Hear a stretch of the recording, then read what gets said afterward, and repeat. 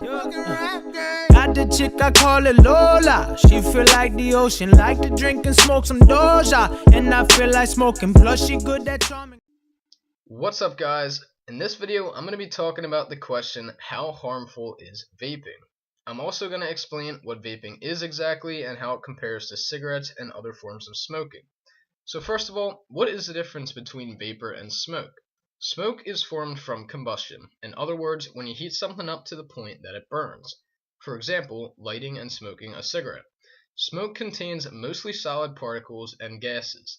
In the case of cigarettes, when they are burned, the smoke produced from them contains over 4,000 chemicals, 43 known cancer-causing compounds, and 400 other toxins.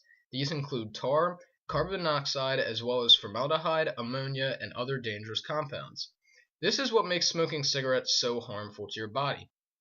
On the other hand, vapor is not the same as smoke.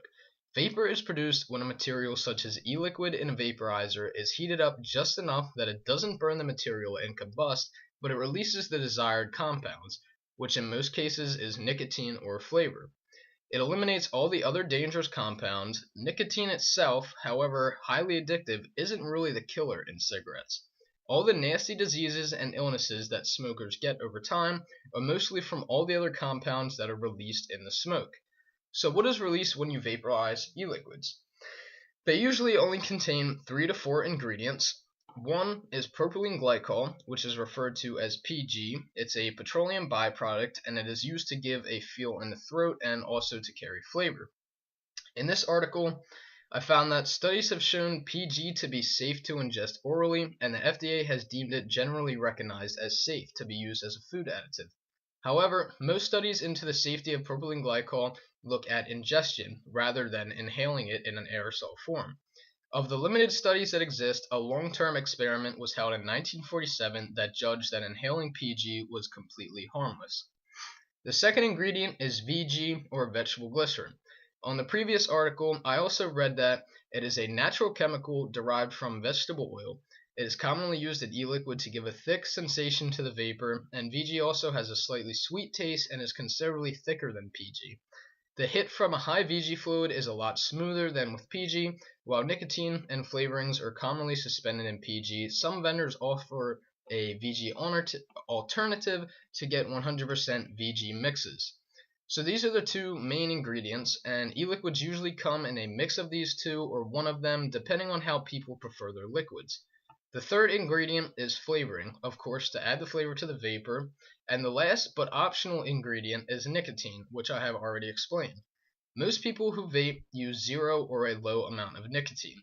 For example, I only use 3 mg, which is the typical lowest amount, and everybody else that I personally know either uses 0 or 3 mg. So, all in all, vaping seems to be relatively safe at this point. More research and studies definitely need to be done to further identify the dangers, if any, of vaping.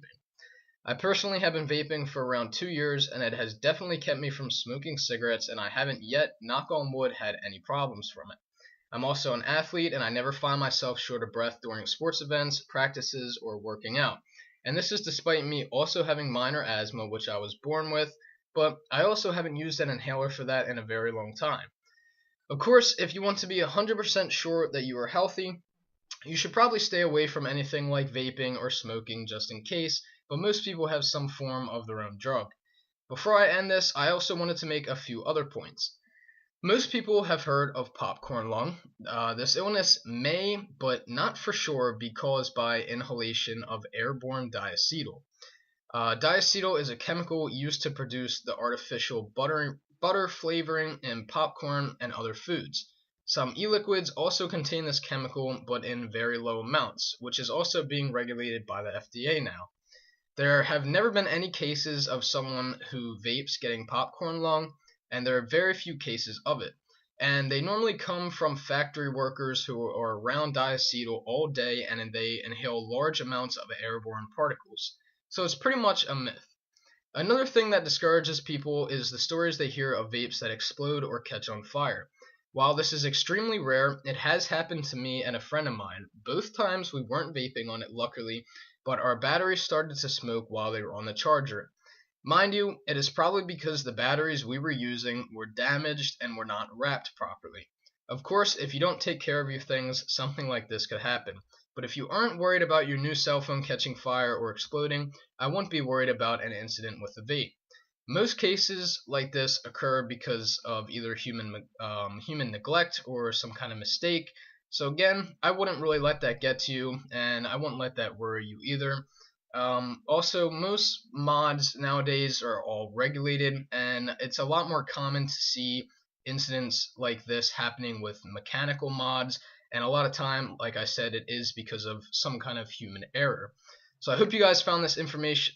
I hope you guys found this informational, but I hope you also found it entertaining. So let me know what you think about this video, and also give me your opinion on vaping.